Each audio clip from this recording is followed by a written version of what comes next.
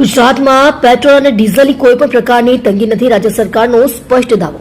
અન્ન અને નાગરિક પુરવઠા વિભાગના અધિક મુખ્ય સચિવ મોના ખંધારે જણાવ્યું છે કે રાજ્યમાં ઈંધણનો પૂરતો જથ્થો ઉપલબ્ધ છે અને બફર સ્ટોક પણ જાળવી રાખવામાં આવ્યો છે.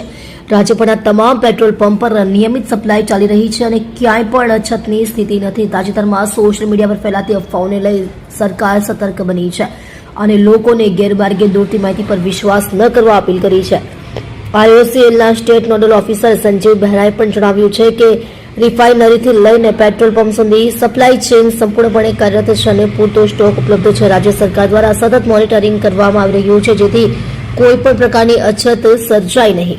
ગુજરાતના દરેક નાગરિકોને અમે રાજ્ય સરકાર વતી ખાતરી આપવા માંગીએ છીએ કે ગુજરાત રાજ્યમાં પેટ્રોલ અને ડીઝલનો કોઈ પણ પ્રશ્ન નથી.